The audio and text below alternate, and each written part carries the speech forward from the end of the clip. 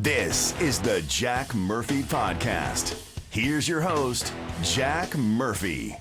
So I didn't watch it again this year. I don't know, Alpha. By the way, Alfred Trevette, the world famous actor, America's newsman, one of the many co-hosts we have here on the Jack Murphy Podcast, joins us fresh off a big weekend. How'd the Hokies do? We had to start out with that. Well, I thought maybe they had an off week. I hadn't heard. They had an off week, all right.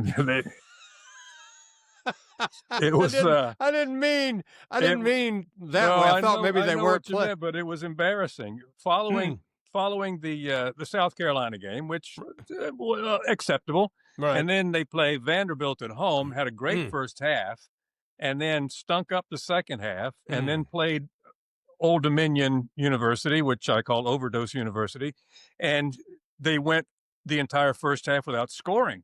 So they went for 4 quarters being outscored. I think it was 54-0. Wow, you're kidding me. And and on top of that, there were penalties and silly plays and weird Wait a play minute. Why calling. do you call Old Dominion Overdose University? Oh, that's just something I called them years ago when it used to be kind of that way. Look, I don't know if this was. I'm not in the Virginia Tech Hokie circle by any stretch of the imagination. I'm not even that big of a sports guy, to be honest with you. Unless it's the Bulldogs. Unless it's the Bulldogs. Right. There's a few sports personalities I kind of follow, and I don't watch Barstool Sports a little bit, but I do follow Dave Portnoy just because I find him entertaining. And he hired Jon Gruden at Barstool Sports. And so inadvertently, I see a lot of Jon Gruden's posts that he makes for Barstool Sports. He made kind of a cryptic Virginia Tech post over the weekend. Oh, really? Yeah, and I didn't even put 2 and 2 together at first. He said something like, hang on, Virginia Tech, or stay patient. I forgot what the quote was. And then later, I saw a couple of posts where rumor has it Jon Gruden may be going to Virginia Tech because he wants to coach. Was it hang in there, Hokies? Is that what he said? I think it was, yeah. Yeah. I think he wants to coach. He's still got an active lawsuit against the NFL who kind of – I never did understand that. Did you? No, I don't understand a lot of the way I can understand it from the standpoint of being a coach. You can come in, do a bad job. They can fire you before your term is up. I mean about Jon Gruden in particular. There were – it seems now that there were sort of drummed up charges against him on some emails that were like 20 years old. I can go back to anybody's email from 20 years ago. Right. So there were some emails that surfaced that presented him as a racist. Right. And so the NFL said, hey, you got to get rid of him, and they fired him. And he waited a while, and then he filed this mega lawsuit against the NFL, and I think he's won every attempt to get it dismissed so far. And I think he's either going to win the case or get some sort of a big settlement. But I don't believe he would ever be allowed. I don't think anybody would hire him back in the NFL. So I think it's a possibility he might go to VT. I have heard, rumor. I'm on some chat rooms, I guess, for and groups for You're like Virginia my cousin Tech sports. Daniel. You're one of those super fans, so you're on every little Hokie website there is. I'm not on everyone, but Hokie Rivals, who's the Hokies going after, blah, Lifetime blah, blah. Hokies. I'm a Hokie for him. And there was some time back, there were some suggestions that maybe because we were already kind of over Brent Pry as the head coach, there was already some suggestions that maybe. By the way, I never even heard of that guy. I couldn't tell you who a Hokie coach was since Beamer. Well, that's the thing. There was Justin Fuente who came in, did an okay job for a year or so, then did not do a good job. Then they we'll bring in Brent Pry, who was an assistant at Penn State, who had also been an assistant under Frank Beamer at Virginia Tech several years before. Looked good on paper. Seemed like a natural, good guy. He recruited well in in-state, which Right. Beamer used to get 90% of the top players in Virginia. Right. And then it got to where the top players were going to Florida State, Penn State, Michigan, Ohio State. Well, you guys do know that those days are over since we're now paying college football players. You can't depend on anybody in state coming to your school. And yeah, I kind of feel like Virginia Tech's, they may have their sights set too high. I mean, they play in a so-so conference, and it's not like Alabama, Georgia, blah blah blah. They had a period of time where they had some. First of all, Michael Vick, right? Once in a century player, right? And then they had a great coach that stayed there for a long, long time. I mean, very difficult to duplicate those circumstances. Well, I don't want to hammer on your bad fortune as a Hokie fan, but go ahead. What were you going to say? The thing is, like I said, I'd heard some stuff about Gruden before. Checked into it here just the other day, or just this morning, actually. Mm-hmm. He's talked about going to Tennessee, which I didn't know Tennessee was that upset with their coach, to Arkansas, which didn't know about Arkansas. Maybe. And now the UCLA job is open. Yeah, and now the Virginia Tech job is open. Yeah. And if he did say, hang in there, Hokies, that might have been a cryptic message to Hokie fans to say, hey, I'm kind of interested. I like Blacksburg. Maybe. Yeah. I mean, maybe that job is a maybe. UCLA is a maybe just because it's on the West Coast. Because it's UCLA. It's in the limelight, but it's such a turnaround. But the other jobs you mentioned, he doesn't want to touch those jobs at all. So, and you mentioned the money, because there's the NIL money, which is money they get for their image and likeness, which is paid for by sponsors. Then there's the revenue sharing money that the leagues or the conferences have that they pool together, and they're able to get money. And then there's the donors' money. And you're right. Virginia Tech cannot match SEC schools like Alabama and LSU and Georgia and even Arkansas and Texas A&M. Again, I don't want to hit you when you're down after a losing weekend, but let's celebrate the upside. Georgia won over Tennessee. You know what? What a game for the ages. Did you watch? They was celebrating in my neighborhood and my cul-de-sac. My goodness. I mean, my cousin Daniel, who's supposed to be with us, he went to have his car worked on, and he said they're running 2 hours late. I said, we can't wait on you. But he had predicted Tennessee would win. He said, I think Tennessee's going to get one from us this year. And boy, at the end of the first quarter, I thought, he's right. They're not going to just get one. They're going to steal one. And the team and the bus and everything else, because it was 21-0. And their passing game just looked unstoppable. But that's the thing about them damn dogs and Kirby Smart. They ain't got no quit in them. And they just, they adjusted their game plan. They started running the football.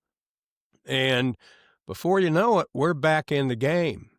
And on game day Saturdays or Saturday nights or whenever the dogs are playing, I don't have to watch the game. I can tell. I'll just open my bedroom sliding door and listen, because my neighbors down the street are outside on their deck watching, and I can tell by their response how things are going. And I was on the edge of my seat the whole game. When I first moved here a few years ago, my next door neighbor, Brent, who's a great guy, big Bulldog fan, they had lost the game. I think it might have been to Tennessee at that point. And I was talking to his wife, Joni, a beautiful, wonderful lady, and she said, yeah, Brent's not doing so well. I had to explain to the girls, sometimes it's okay to see daddy cry.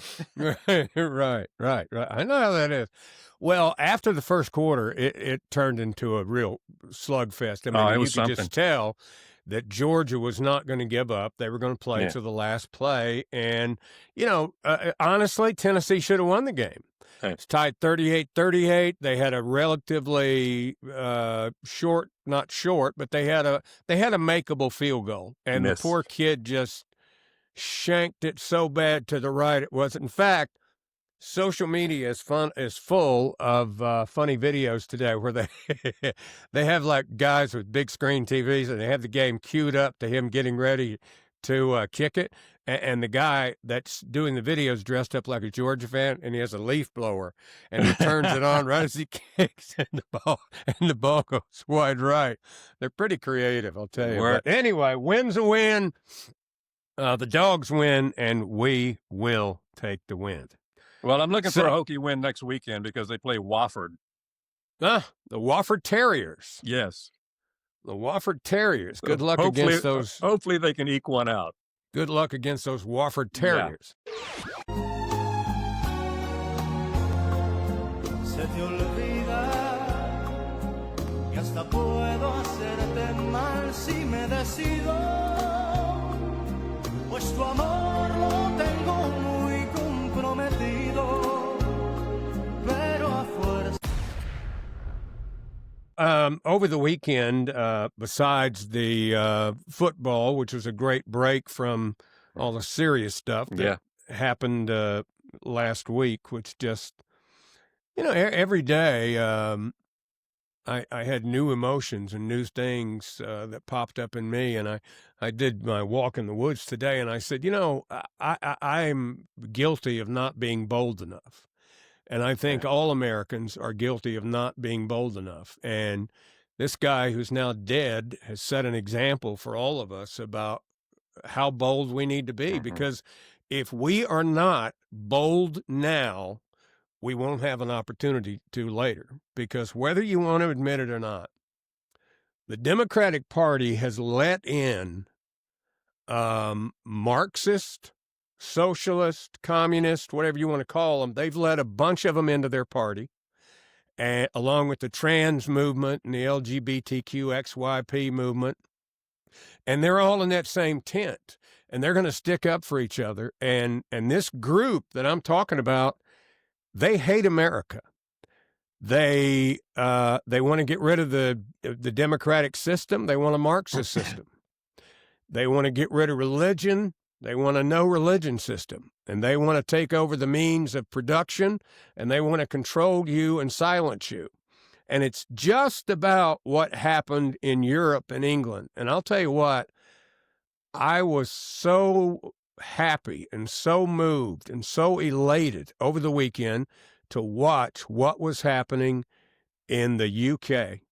Over 1 million people marched in the streets with their British flags. And who knew Charlie Kirk had made such an influence in England? Right. Apparently, Turning Point is as big there as it is here and has millions of followers. But they turned out en masse and had a big demonstration. They had a big platform. And if you didn't see it, I urge you to go to YouTube and look at it. And this Catholic priest who came out and started it, did you see his speech? Yeah. Alpha, he was amazing and rallied those people. And hopefully they've woken up, because you can't say certain things in public in England that might hurt somebody's feeling, or they'll just come put you in jail. Right. I don't care if you're in a wheelchair, you're 90 years old or what. If you post a mean tweet or a mean social post, they'll put you in jail. If you hang the flag of your country, can you imagine if here in America you put the American flag outside and they came and arrested you? Well, guess what? There's tons of left-wing idiot liberals walking around in this country who will gladly tell you, whenever I see that flag, I think it must be a racist and a bigot and a Nazi who lives in that house. Well, F you. That flag is the flag of our country, and hundreds of thousands of men and women died fighting for that flag, and you ought to be ashamed of yourself. So I'm tired, and I'm sick and tired of being quiet. And I'm not going to anymore. When I see crap like that, I'm gonna say something. It seems the British people are waking up and starting to go, hey, there's nothing wrong with our culture. We have given a lot to the world, some bad things and some very good things. Mm-hmm. And it's not right for you to come here and then make everything we have been and everything we have stood for wrong, and everything you believe right. And take over. But this is their own government. This is the Right. people that they have elected who are doing this. Sure, the elected people are doing it so they don't offend the foreigners. And let's just be honest, it's the Islamic foreigners that they don't want to offend. They're doing everything possible. We don't want to do anything that might cause them to be violent. Well, screw that. Yeah. You're giving away your rights. You're giving away your culture. You're giving away your country by doing that. And so it's their own lawmakers that they're going to have to get rid of because they've evidently lost their freaking minds. And there's a big move to do that already with Keir Starmer, who's the prime minister. Yeah. Because he's got a lot of corruption. It's like the what's the lady he just appointed? He appointed an Islamic woman to the post of immigration czar or whatever. And on her first day, she allows 1,000 immigrants in a boat into the country. Yeah, she's in charge of the Home Office, which regulates immigration. And you're right. I mean, and she has stated that her first priority is for her religion, which is Islam. Yeah. How about your first priority be for your damn country? Yeah, should be. Yeah, Keir Starmer's in trouble. He's got a couple of members of his government, one who is guilty of tax fraud, another who is very closely related to Epstein and some of the things that went on Epstein Island. Then, of course, there's Prince Andrew, and so yeah, there's some trouble brewing. I think the Labor Party is having some serious issues and will probably be out here very soon because they can have a vote of no confidence and kick you out. And then I hope you're right. Yeah. So me too. I hope I'm right too. So y'all got me fired from my job. You're fired. Get out. You're fired. So I've lost my job. You're fired. Get out. You're fired. Fired from my job. I was just fired from my job. I was just fired from my job. I was just fired from my fucking job. You're fired. Get out. You're fired. So I was just fired from my job.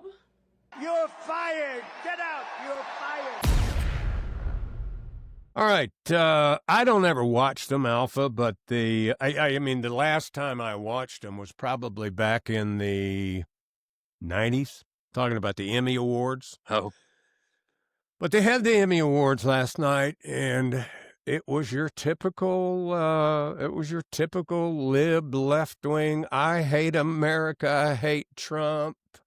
I hate Charlie Kirk. It was all that rolled into one big thing. And it was a big empathy party for Stephen Colbert. He got a big award, and he came out and lamented how sad it was that his show got canceled, the show that was costing CBS millions and millions of dollars, and they were losing millions of dollars on. Colbert got an uproarious standing ovation. You know, it's funny, you get that when you put all the people that worked for you and worked around you or worked on similar shows and all the people that were in the union that worked. Funny, when you put them all in the same room, they will cheer for you. Yeah. He said, sometimes you only truly know how much you love someone when you get a sense that you might be losing it. He said, I've never loved my country more desperately. God bless America. His lips should melt for saying that. Be strong, be brave. If the elevator tries to bring you down, go crazy and punch a higher floor. That's what an incredibly... I'm not sure what he meant by he never loved his country more. Was this after the two tragedies that happened over this past week? Or no mention of that. We don't mention stuff like that. We don't. Yeah. The tragedy was Stephen Colbert getting fired. It wasn't the murder of Charlie Kirk or the murder of that Ukrainian woman. Let's not mention that. That's a downer. Let's just mention Stephen Colbert being fired and how terrible Trump is and those Republicans for getting him fired. And it's all his fault, yeah. And, of course, no Emmy Awards or leftist get-together would be complete without a gaggle of transvestites showing up. Hey, let me just show you. This kind of sums up the Emmy Award. There you go. There's the Emmys. They had about 10 drag queens like that come across the red carpet for no apparent reason. It wasn't like nominated for best drag queen or appearing as a drag queen. It was just, let's remember there's drag queens. Yeah. Cue the drag queens, and they come through. Why? I don't know. As if you can't have a successful television broadcast without 8 or 10 drag queens coming by. And you know what's You're so in the weird? business. You're in the business. Why? I don't know. But what I find so weird is the weird joining of forces of the queer and trans groups with Islam and communism and socialism.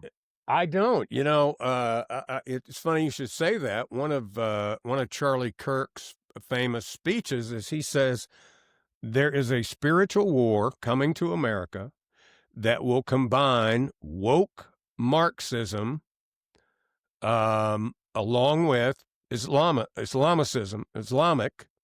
and they will combine because they're both against the American way of life. That's what brings them together. They have a shared interest of hating America the way it is today. And so they'll tolerate each other until America's destroyed, then the Marxists will kill the other ones.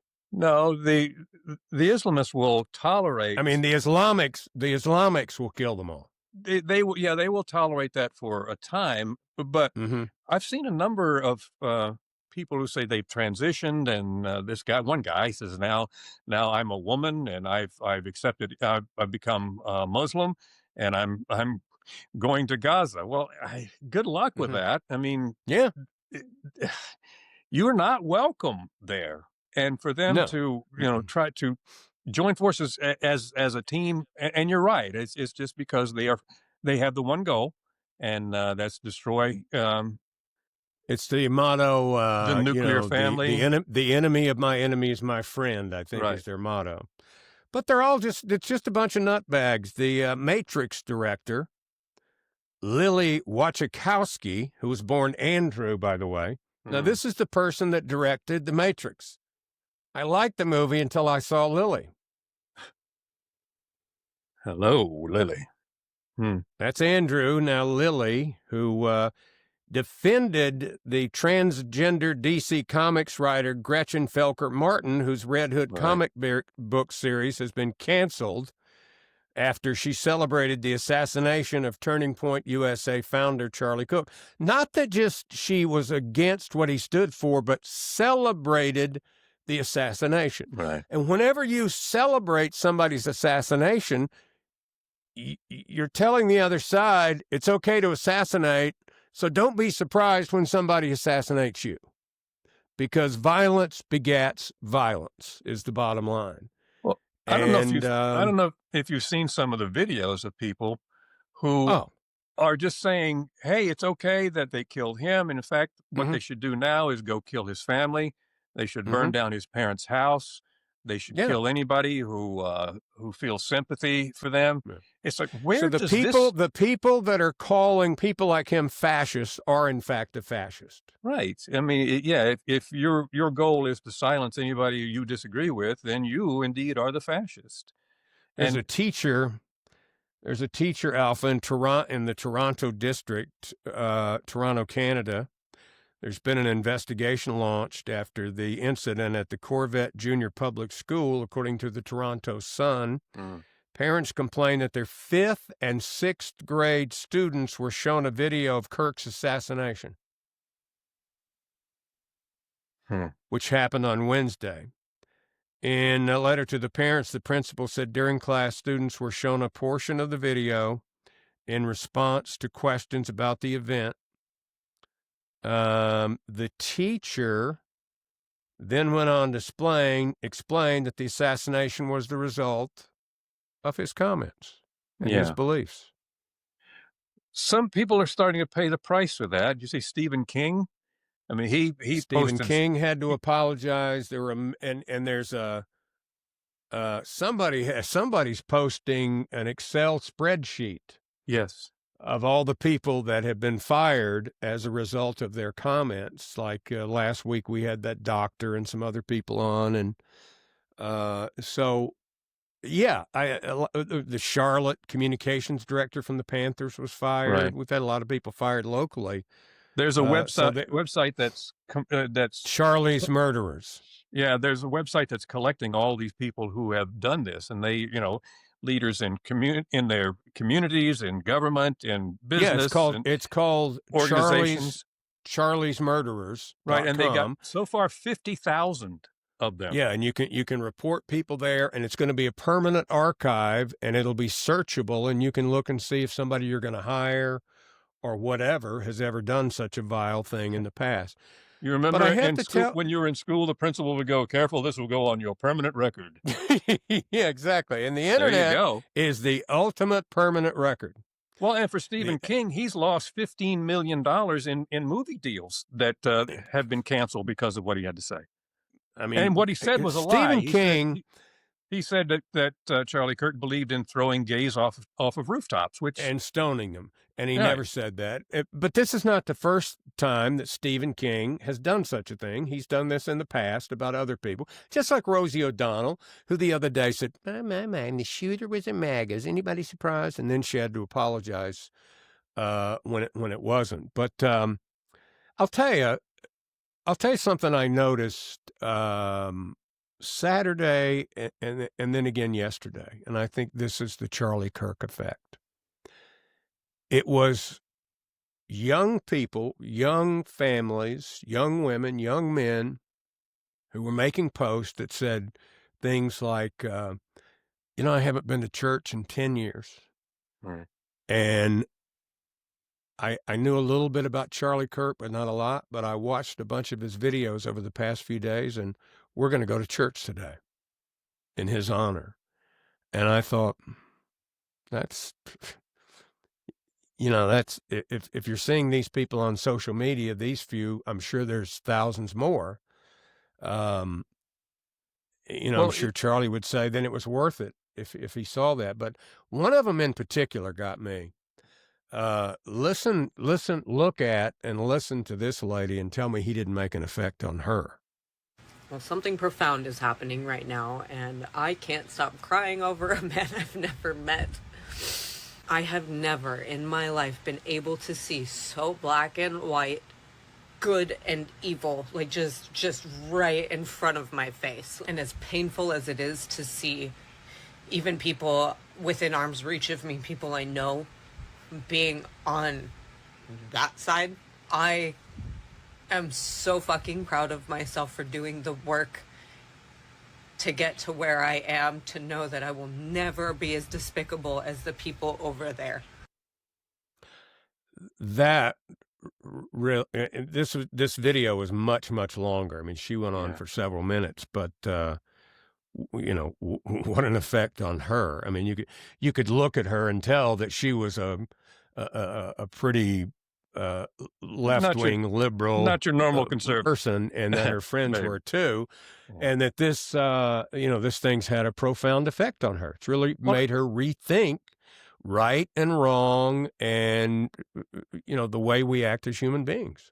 Well, if anyone who claims he's racist and sexist and all those things, if they would actually just go look at the videos from which they are quoting, and you'll find that what they're quoting is just a clip of what he has to say, and he follows. If you listen to the whole thing, he explains what he means, and he's right about it. And one of them is he is against empathy.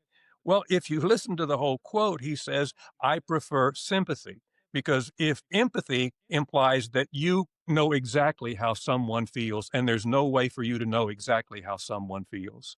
But if you have sympathy, then you can try to understand, and then you can act accordingly. And yeah, I knew who the guy was. I had seen clips of him, and every clip I saw, I go, I agree with that. Yeah. But I had never taken the time to really watch one of his speeches or whatever. I watched a bunch of them over the weekend. Yeah. I'm going to tell you what, this guy was a force. I mean, he was just amazing. His IQ was up here somewhere because Right. he just It was ran circles around people in debates. But he did it with, there's the word, empathy. He never was mean to people. right. He heard what they had to say, and he debated. And I never saw him lose one in the ones that I've seen so far. But everything he said was truth. He was never insulting. He was never condescending, and it was always evident that he was the smartest person in the debate or in the discussion. In the crowd. Yeah, in they the would room, bring in up the crowd. They would bring up things that they thought was a great point, and it turns out he knew more about it than they did. And Exactly. he could go back and talk about the history, and even when you talk the Bible, he could quote the Bible and references to that. Yeah. I mean, there was no I one saw one that just made me laugh. It was he's at a college somewhere, and a guy comes up and he's got a megaphone, and Charlie said, "All right, go ahead, let him up here." He said, "Apparently, whatever it is, his question is, whatever his topic, it's more important than all your topics who are waiting in line. So let's let him come to the front of the line." And the guy comes up there, and he's got his megaphone right here ready to shout him down, and he's asking him some question about the Constitution, and he said, "You talk to people about the Constitution like they're in the third grade." And he goes, "Well, that's because most people's understanding of the Constitution is about at the third grade level." He goes, "Where's yours?" He goes, "I study the Constitution in college." He goes, and he holds up this book, and he said, "Let me see the book." And he goes, "This is the thing they give third graders about the Constitution."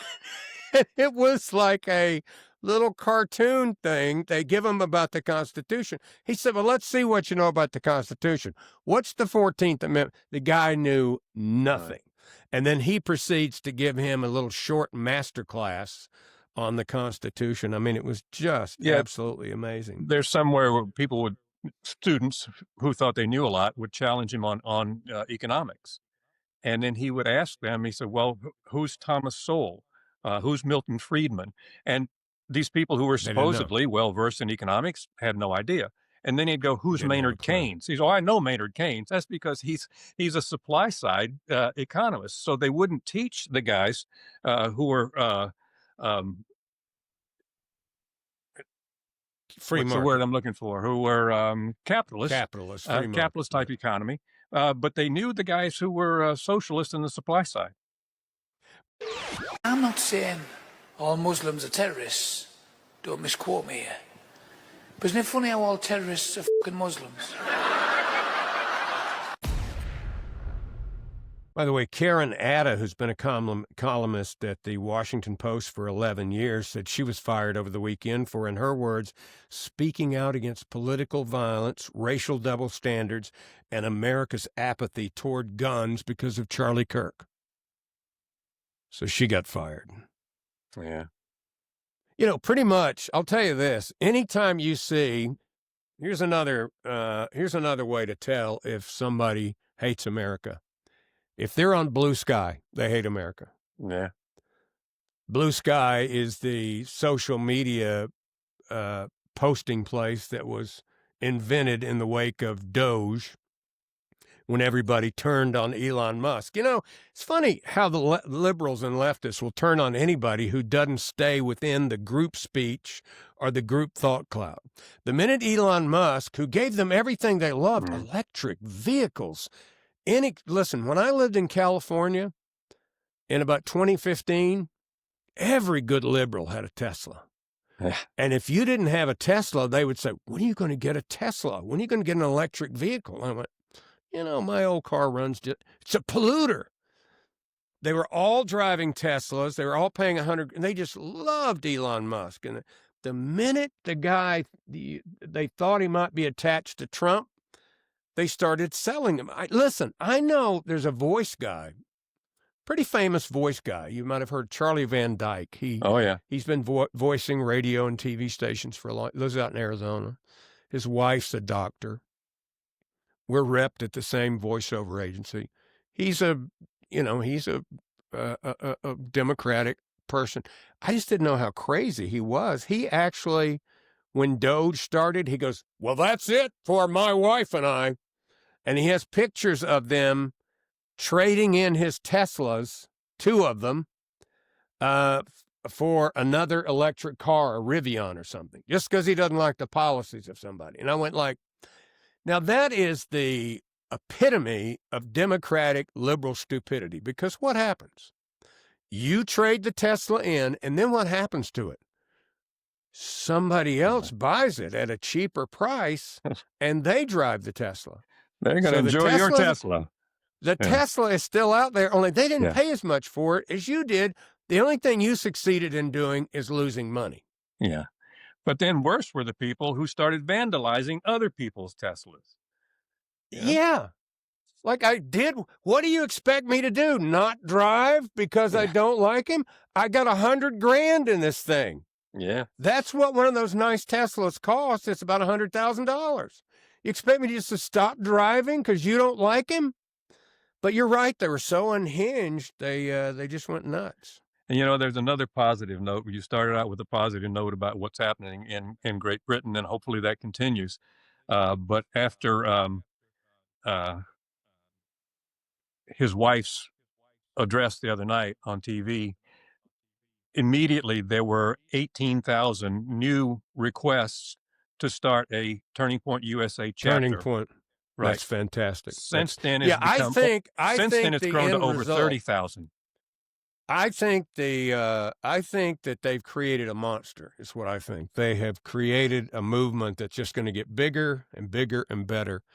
And I really, really hope so. Like you said, I mean, it's encouraged you not to hide your feelings. Yeah, I mean, I'll tell you, it made me feel guilty that I haven't been bolder in my personal life and out in public, and I'm gonna start to be about everything: my faith, my political beliefs, everything.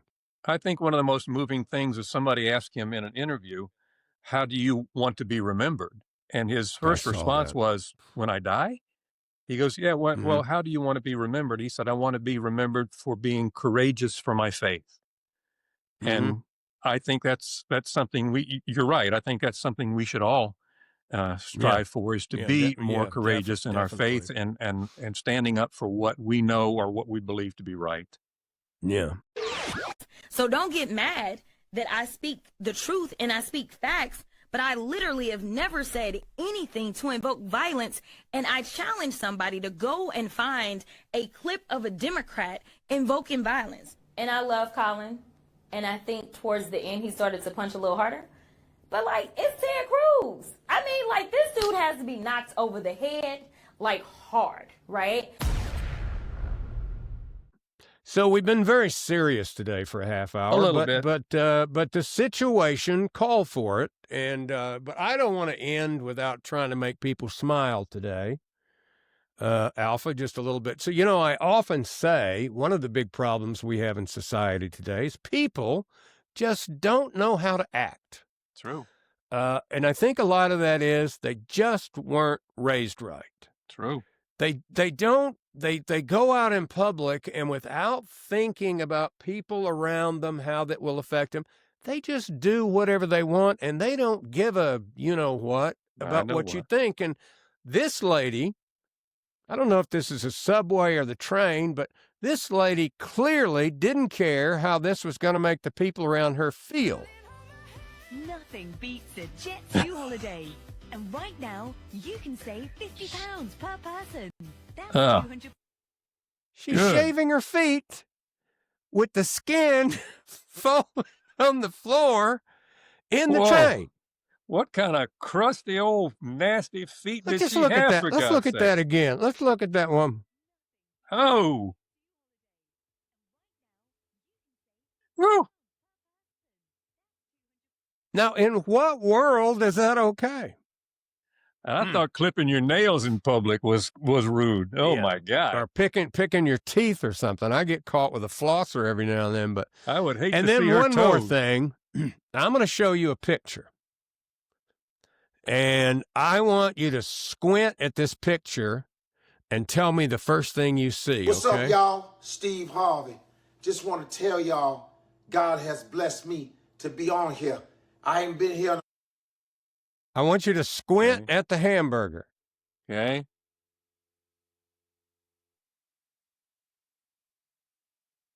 Okay. Can you see him? Yes. It's Steve Harvey. What's up, y'all? Steve Harvey. Just want to tell y'all, God has blessed me. There's the to be on tongue. here. I ain't been here. That is Steve Harvey. There's no, once you see it, you can't unsee it. You can't unsee it. No, it's there forever. Well, anyway, thank you so much for being with us today here on the Jack Murphy Podcast. If you haven't liked the video, that's fine. If you haven't subscribed, that's fine. But we'd like for you to. But tell your friends, subscribe, like the video, and be bold. Yeah. Be bold about what you believe in, and be bold about what's right. And hope you have a great day. And Alpha, thanks for being with us. Yes, sir. And we will see you tomorrow here on the Jack Murphy Podcast. Thanks. Thanks for watching the Jack Murphy Podcast. Remember to like, subscribe, and ring that bell. Go ahead, ring it. Get alerts when a new episode drops. And tell your friends about the Jack Murphy Podcast. But only the cool friends, please. Tune in next time for another episode of the Jack Murphy Podcast.